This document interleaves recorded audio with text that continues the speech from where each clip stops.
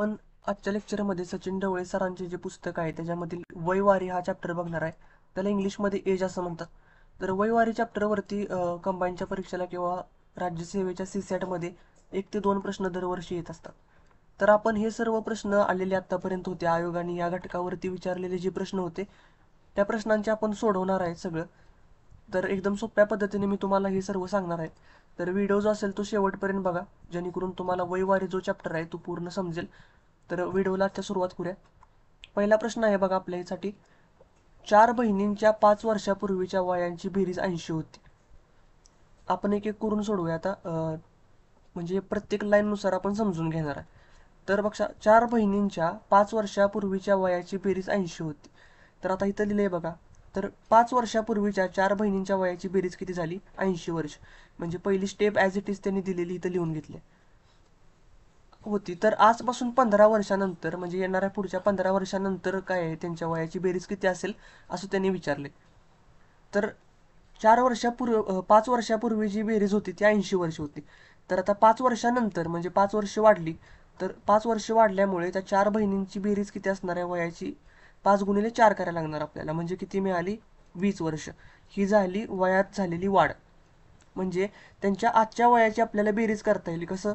तर जे आधीचं वय होतं त्यांचं 80 वर्ष आणि आत्ताची 20 वर्ष, असं जर टोटल केलं तर 100 वर्ष जी काय आहे ना त्यांची आजच्या वयाची बेरीज भेटणार आहे.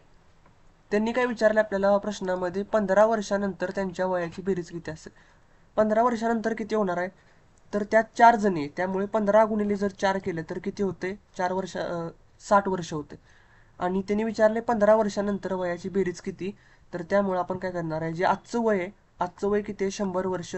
आणि 15 वर्षानंतर किती वय होणार आहे त्यांचं? 60. असं जर यांची जर बेरीज केली तर किती मिळत्या? 160. त्यामुळे त्या चौघींची 15 वर्षानंतरची ज्या वयाची बेरीज असणार आहे ती किती असणार आहे? 160 वर्ष.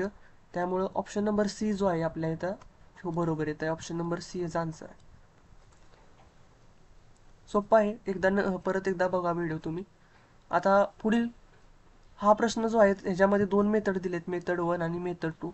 दोन्ही पण सोप्या मेथड आहेत, पण मी मेथड 2 नंबरची सांगतो तुम्हाला, कारण काही सिंपल, पहिली मेथड ह्याच्यापेक्षा सिंपल आहे दुसऱ्यापेक्षा, पण हे जरा सोप्या टाईममध्ये दिलेली आहे त्यांनी, म्हणजे जास्त सविस्तर नाही. तर दुसरा प्रश्न आहे, अक्षय आणि अहमद यांच्या वयाची बेरजेची चौपट 92 येते. तर आता पहिल्यांदा त्यांनी दिले बघा, अक्षय आणि अहमद यांच्या वयाची बेरीज लक्षात ठेवा किती? चौपट येते. म्हणजे 92च्या चौपट, म्हणजे 92 बेरजेची चौपट 92 येते त्याच्या. मग काय करायचं आपण? त्याला भागिले जर 4 केलं 92ला तर आपल्याला उत्तर किती भेटते? 23. म्हणून आपण काय केलं, अक्षय आणि अहमद यांच्या वयाची बेरीज डायरेक्टली आपल्याला किती मिळाले? 23. हे त्यांनी काय दिले आपल्याला? चौपट 92 येते. त्यामुळे आपण त्याला गुणिले तिथं भागिले केलं आणि 23 काढलं. आता आपल्याला एकमेव अक्षयचं वय आपण सूत्रामध्ये करू. तर अक्षयचं वय किती असणार आहे मग? 23 वजा अहमद. हा अक्षय इथंच ठेवला आणि अहमद जो असेल तो या साईडला नेला. हे इक्वेशन तयार झालं आपल्याला एक. दुसरं त्यांनी काय दिले, तसेच अहमद आणि अमृता यांच्या वयाच्या बेरजेची 3 पट 42 येते. 42 कधी येते? 3 पट. 42 भागिले जर 3 केलं तर किती येते आपल्याला? उत्तर 14 येते. त्यामुळे अहमद आणि अमृता हे किती मिळाले? यांची बेरीज 14 वर्ष. तर अमृतासाठी जसं अक्षयसाठी उदाहरण केलं आहे आपण इथं, तसंच अमृतासाठी उदाहरण करू. मग काय येणार? अमृता बरोबर 14 वजा अहमद, जसं मगाशी केलं. हे 2 नंबरचं इक्वेशन मिळालं. आता त्यांनी पुढं काय सांगितलंय, अमृताच्या वयाची 5 पट. लक्षात ठेवा, अमृताच्या वयाची 5 पट या ठिकाणी सूत्रामध्ये दिलेलं आहे बघा. अमृताच्या वयाची 5 पट ही अक्षयच्या वयाच्या दुप्पट येते. म्हणजे अक्षय गुणिले किती करायला लागणार? 2 करायला लागणार. आता मग अशा आपण जे बनवलं होतं इक्वेशन 1 आणि 2, त्याच्यामध्ये काय होतं? अमृताचं वय किती होतं? 14 वजा अहमद. ते इथं ठेवायचं, 14 वजा अहमद. गुणिले 5 आहे तसं. अक्षयचं काय होतं? 23 वजा अहमद. 23 वजा अहमद या ठिकाणी ठेवलं. त्याच्यानंतर आता सोडवायला घ्यायचं. म्हणजे काय, हा जो 5 गुणिले त्याला हे आत गुणाकार करायचा. 14 5 70 आणि 5 अहमद ॲज इट इज. आणि 23 गुणिले 2 किती येते? 46 आणि वजा 2 अहमद आहेतच. आता हा वजा 5 अहमद आहे तो इकडे आल्यावर काय होणार? अधिक. त्यामुळे उत्तर किती मिळालं? 3 अहमद बरोबर हे इकडे जाऊन काय होणार? वजा होणार. म्हणजे 24 बरोबर 3 अहमद. आणि जर 24ला भागिले 3 केलं तर किती उत्तर येते? 8. त्यामुळे आजचे जे अहमदचे वय असणार आहे ते किती वर्ष असेल? 8 वर्ष. ऑप्शन नंबर 4 जो आहे तो बरोबर आहे ह्याच्यामध्ये. 3 नंबरचा, एका मुलाचे वय त्याच्या वडिलांच्या वयाच्या 1/3 आहे. तर पहिल्यांदा आपण उदाहरणामध्ये मुलाचे वय मानून घेऊ. मुलाचे वय काय मांडलं? एक्स मानू. आणि वडिलांचे वय जे आहे ते वाय मांडलंय. तर मुलाचे जे वय आहे आत्ताचे ते वडिलांच्या 1/3 आहे. म्हणजे मुलगा बरोबर काय होणार? वडील भागिले 3. आता वडिलांचं वय आपण काय म्हणले? वाय. म्हणजे काय होते? वाय भागिले 3 बरोबर एक्स. हे झालं आपल्याला इक्वेशन. तर आता हे सोडवायचं आपल्याला. कसं सोडवणार आपण आधी उदाहरण बघू काय विचारलंय त्यांनी. तर आधी सोडवून घेऊन नंतर बघूया. हे बघा, हे इक्वेशन आलं. तर हा 3 इथं काय भागिले इकडे आल्यानंतर गुणिले होणार. म्हणजे 3x बरोबर y. हे इक्वेशन झालं आपल्याला मिळालं. आता त्यांनी पुढं काय सांगितले उदाहरणामध्ये? तर 12 वर्षानंतर त्या मुलाचे वय, म्हणजे 12 वर्षानंतर आत्ता मुलाचे वय काय आहे? एक्स.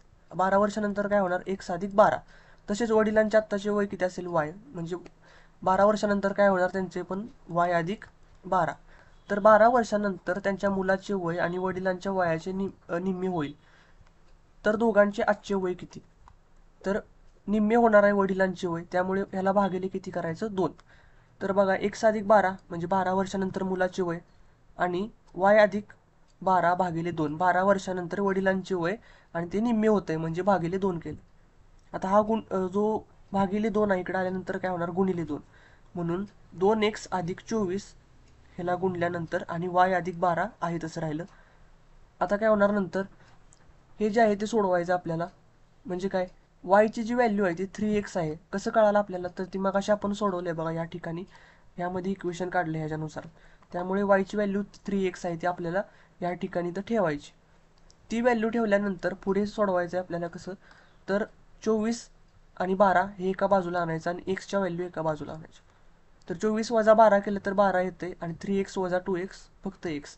आणि म्हणजे y बरोबर आपल्याला 3x मगाशी आपल्याला भेटलंच होतं.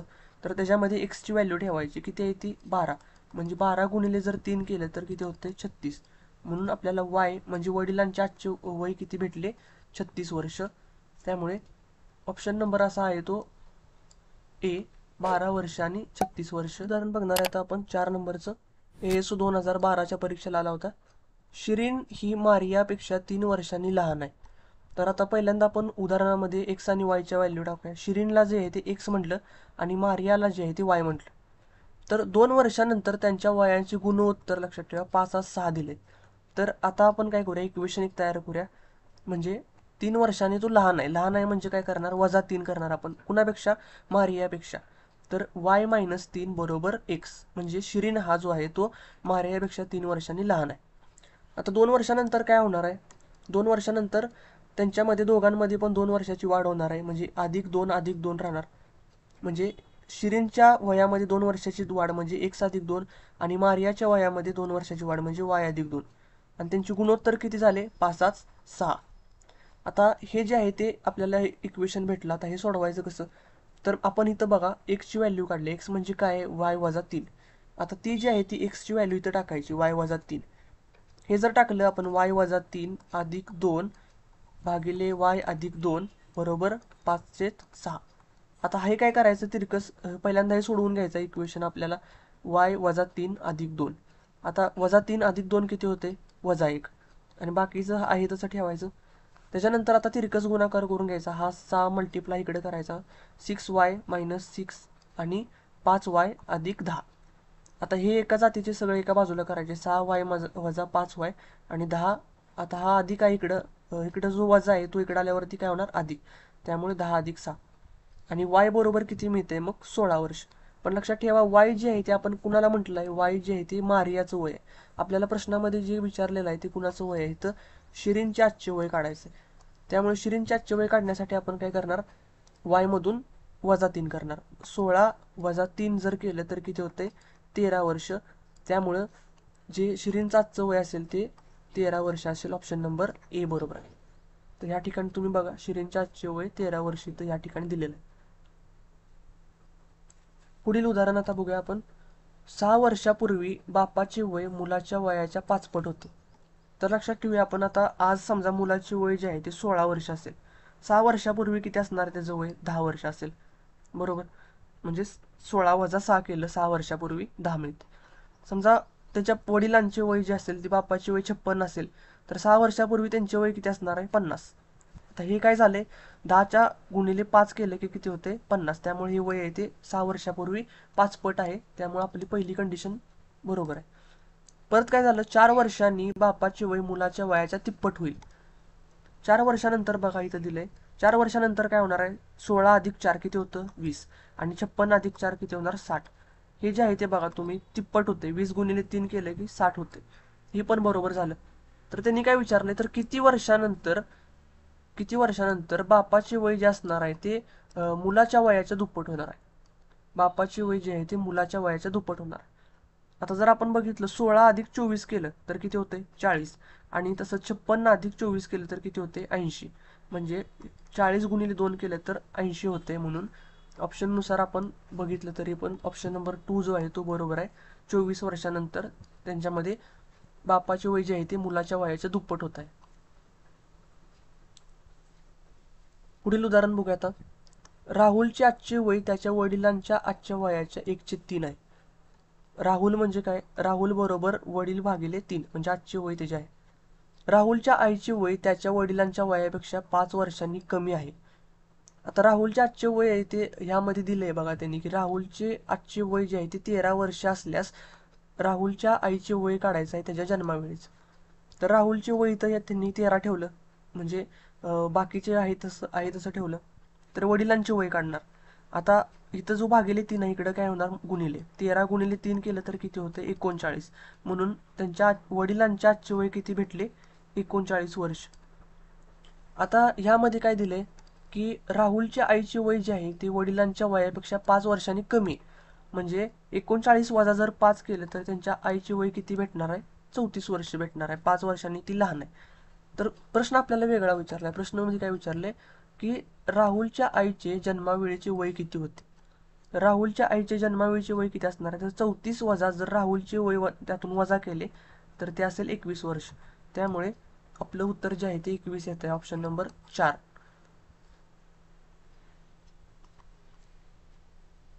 पुढील प्रश्न 7 नंबरचा. वडिलांचे सध्याचे वय आहे ते मोठ्या मुलाच्या वयाच्या दुप्पट आहे. आता आपण ह्या चार्टमध्ये बघूया. मोठा मुलगा त्यांनी मांडले, वडील आणि लहान मुलगा. सध्याचे वय किती आहे त्यांनी एक्स मांडले, वडिलांचे वय जे आहे ते 2x. का? तर त्यांनी सांगितले वयाच्या दुप्पट आहे, त्यामुळे इथं प्रश्नामध्ये सांगितल्यामुळे 2x आहे. आणि लहान मुलाचे वय y मांडले. तर 10 वर्षानंतर काय होईल का? 10 वर्षानंतर जे असणार आहे, मोठा मुलगा पण 10 वर्षांनी वाढेल, तसेच वडील आणि लहान मुलगा.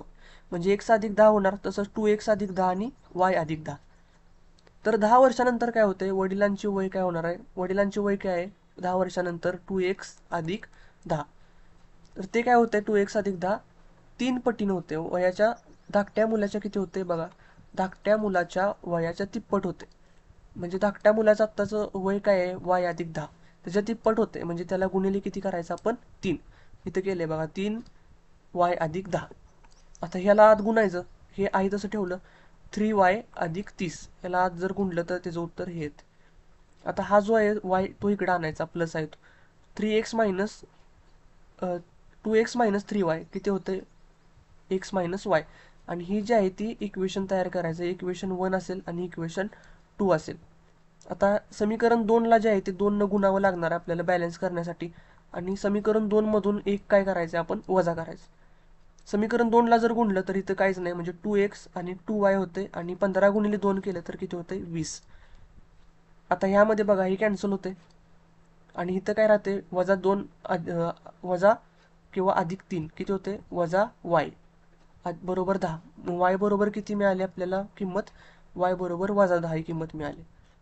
तर ही वजा 10 किंमत ह्याच्यामध्ये ठेवायची. x वजा आहे आणि वजा 10 आहे तसं, बरोबर 15. आता वजा वजा काय होतं? अधिक होतं, म्हणजे x अधिक 10 बरोबर 15. आणि इकडे आल्यावरती ती काय होणार आहे? x बरोबर 25. त्यामुळे x ची व्हॅल्यू किती मिळाली? 25. आणि वडिलांची वय जे असणार आहे काय सांगितले? 2 पटी नाही, 2 गुणिले. त्यामुळे आपण काय करायचं? 2 गुणिले 25 किती वर्ष मिळणार आहे? वडिलांचे सध्याचे वय 50 वर्ष. त्यामुळे 50 वर्ष जे आहे ते आपल्याला बरोबर उत्तर येत आहे ऑप्शन नंबर 4 न. AS 2019च्या परीक्षेला पडला होता.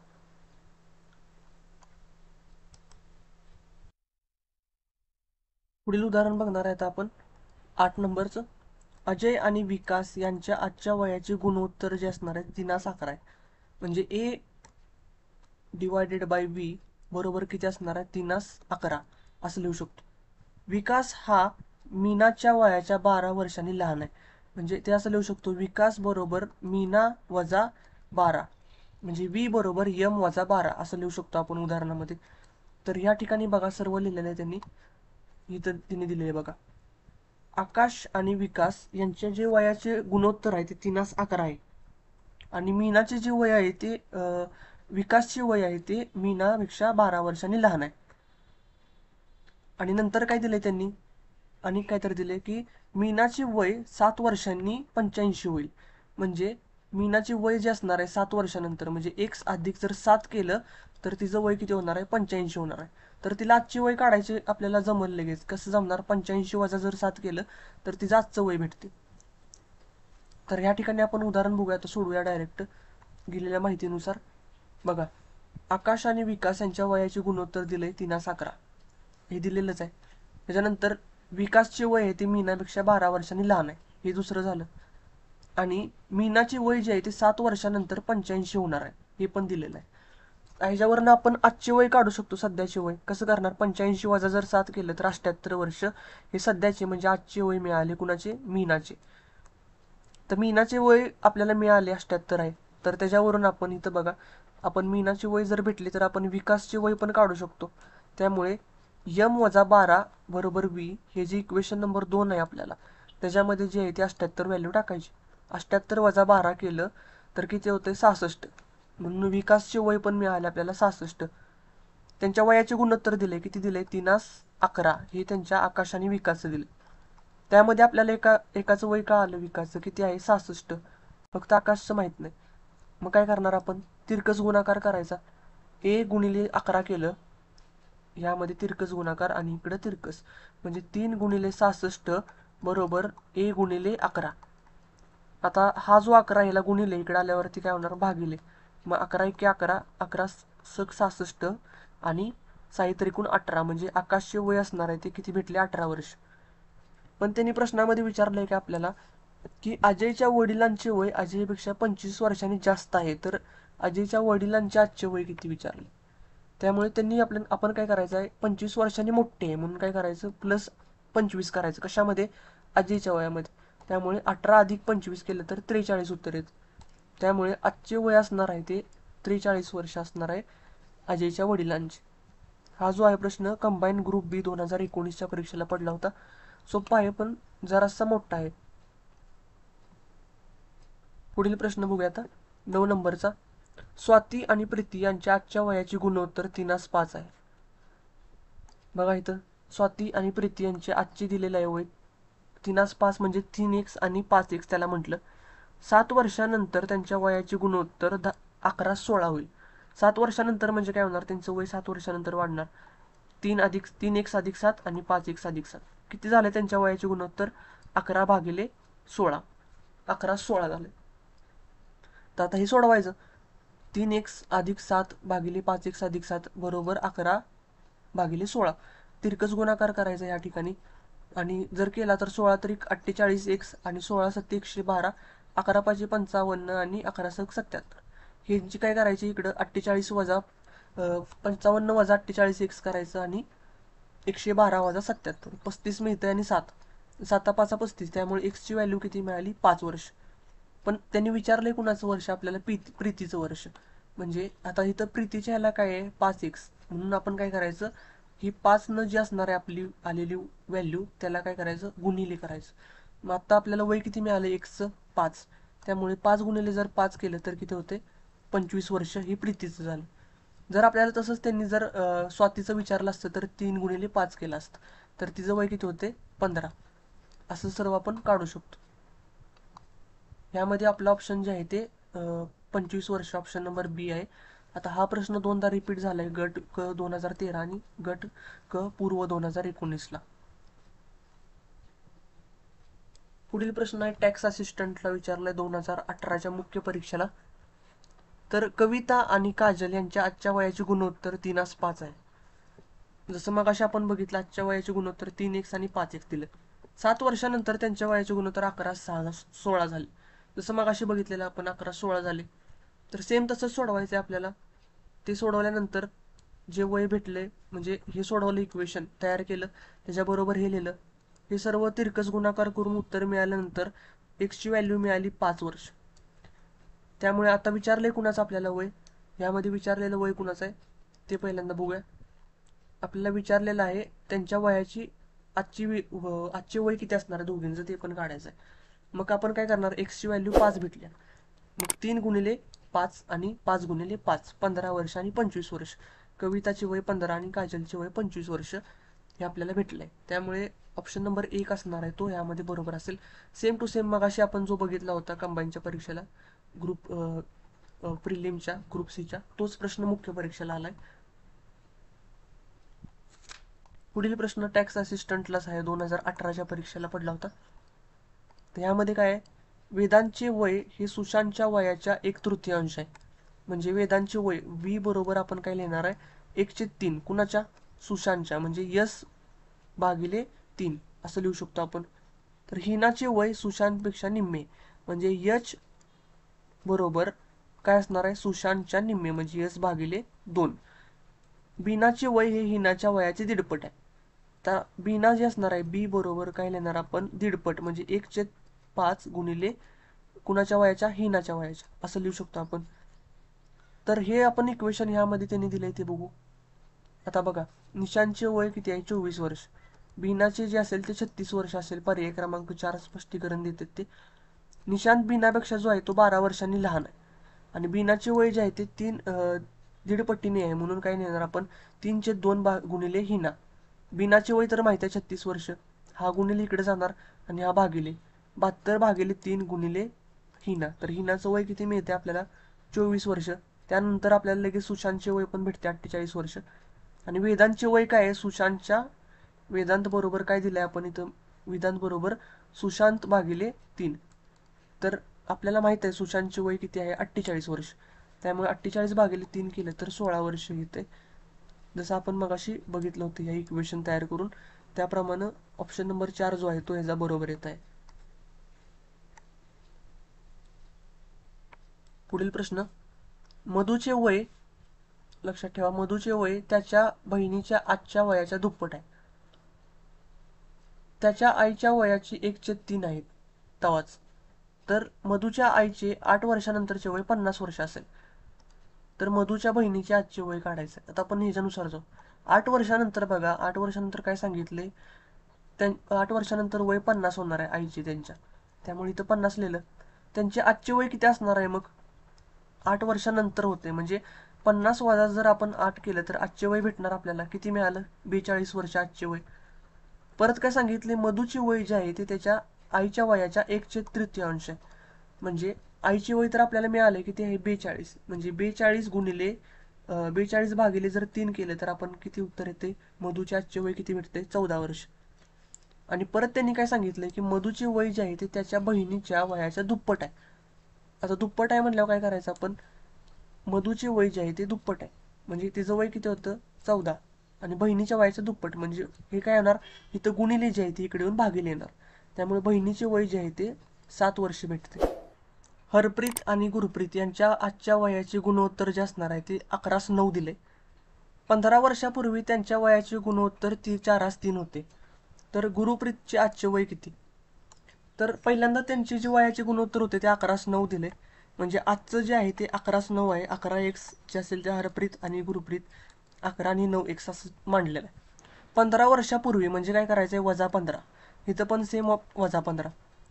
15 वर्षापूर्वी त्यांच्या वयाचे गुणोत्तर 4/3 होते. तर हे इक्वेशन तयार केलं आपण 11x - 15 आणि भागिले 9x - 15 बरोबर 4/3. तर हे तिरकेस गुणाकार करायचा, हे सर्व सोडवायचं. 3 गुणिले 11 आणि 3 गुणिले 15 45, असं सेम इथं सोडवायचे. आणि इथं 60 जो आहे अधिक तो इकडे आल्यानंतर वजा होणार, 60 - 45 सेम तसंच. आणि हे 15 बरोबर 3x आणि x ची व्हॅल्यू किती मिळाली 5. तर विचारले कुणाचं त्यांनी, गुरुप्रीतचं. त्यामुळे 9x हे जे आहे ते गुरुप्रीतसाठी आहे. म्हणजे 9 गुणिले 5 जर केला तर किती होते 45. त्यामुळे त्याचे आजचे वय जे आहे ते 45 भेटते. पुढील प्रश्न जो आहे तो UPSCच्या परीक्षेला विचारला. UPSC CSAT 2015च्या. एका पित्याचे वय त्याच्या पुत्राच्या वयाच्या 9 पट आहे.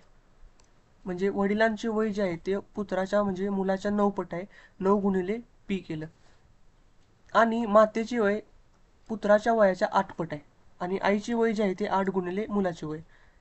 जर त्यांच्या दोघांच्या वयाची बेरीज म्हणजे पिता आणि माता यांच्या वयाची बेरीज जर 51 वर्ष असेल तर पुत्राचे वय किती? आता आई आणि वडील यांच्या वयाची बेरीज दिलेली आहे 51 वर्ष. तर आता इथं आपण बघा वडिलांचे बरोबर काय म्हणले, वडील बरोबर 9 गुणिले P म्हणजे पुत्र, आणि आई बरोबर काय केले 8 गुणिले P. तर ह्या ठिकाणी जी आहे ती जी व्हॅल्यू टाकायची, आई बरोबर 8 गुणिले पुत्र, 8 पुत्र अधिक 9 पुत्र इज इक्वल टू 51.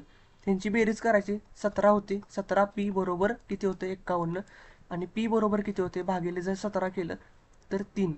म्हणून जी मुलाची वयाची बेरीज आहे ती मुलाचे जे वय आहे ते किती मिळणार आहे आपल्याला 3 वर्ष. त्यामुळे ऑप्शन नंबर 4 जो आहे तो बरोबर आहे 3 वर्ष. पुढील प्रश्न हा पडलेला आहे UPSC CSAT 2013च्या परीक्षेला. एका कुटुंबामध्ये असलेल्या 5 सदस्यांच्या वयाची 3 वर्षापूर्वीची बेरीज 80 होती. लक्षात ठेवा 5 सदस्यांच्या वयाची 3 वर्षापूर्वीची बेरीज 80. तर मधल्या काळात एका बाळाची भर पडल्याने कुटुंबाची आजची सरासरी वय जे आहे ते 3 वर्षापूर्वी जेवढे होते तितकेच राहिले. तर बाळाचे वय किती? तर 3 वर्षापूर्वी त्यांचे सरासरी वय किती असणार आहे? तर त्यांच्यामध्ये सदस्य संख्या किती आहे कुटुंबामध्ये 5 सदस्य, आणि त्यांची बेरीज किती होती 80. म्हणून 80 भागिले आपण 5 केले तर किती होते 16 वर्ष. ही 3 वर्षापूर्वीची सरासरी होती. पण ह्यामध्ये काय झाले 5 सदस्यांच्या आजच्या वयाची बेरीज काढायला लागणार आहे. तर 80 जी त्यांच्या बेरीज होती 3 वर्षापूर्वीची, 80 अधिक 3 गुणिले 15. 3 गुणिले 15 केल्यावर किती येते 15 वर्ष. 80 अधिक 15 केलं तर किती येते 95 वर्ष. त्याच्यानंतर काय करायचं, त्याच्यामध्ये बाळाची भर पडल्याने काय झालं 6 व्यक्तींची सरासरी काढायला लागणार. 5 व्यक्तींच्या 3 वर्षापूर्वीची सरासरी एवढीच आहे. म्हणजे 6 व्यक्तींच्या आजची सरासरी वय किती असणार आहे 16 असणार आहे. जिथं 15 होतं तिथं 16 असेल. आणि आजच्या वयाची बेरीज किती असेल मग 16 गुणिले जर 6 केलं तर 96 भेटते. आणि मगाशी आपण बघितलं तर किती भेटले आपल्याला आजच्या 5 सदस्यांची बेरीज 95 आणि 6 सदस्यांची 96. तर मग त्या बाळाचं वय किती असणार आहे 1 वर्ष असणार आहे. त्यामुळे ऑप्शन नंबर 2 जो आहे तो बरोबर येत आहे. 1 वर्ष बाळाचे वय बरोबर आहे. पुढील प्रश्न असेल सविता आणि कविता यांच्या आजच्या वयाची गुणोत्तर 3:4 आहे. सविताचे 3x आणि कविताचे 4x दिले.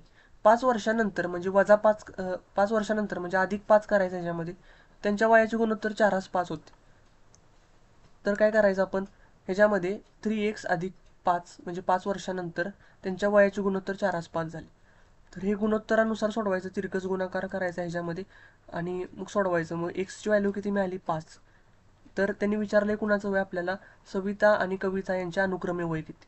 मग 3 गुणिले 5 करायचं आणि किती करायचं 4 गुणिले 5. 3 गुणिले 5 केलं तर आपल्याला सविताची व्हॅल्यू मिळते ती किती मिळाले 5 त्रिक 15 वर्ष. आणि आता ऑप्शन कोणता आहे 15 आणि 20. ऑप्शन नंबर 2 जो आहे तो बरोबर येत आहे. सविताची वय जी 15 वर्ष असेल कविताची 20 वर्ष. तर हा वयवारी जो आहे तो जे पण प्रश्न बघितलेले आहेत आलेले आतापर्यंतचे. तर पुढील व्हिडिओमध्ये आपण जे आहे ते पुढचा चॅप्टर घेणार आहे.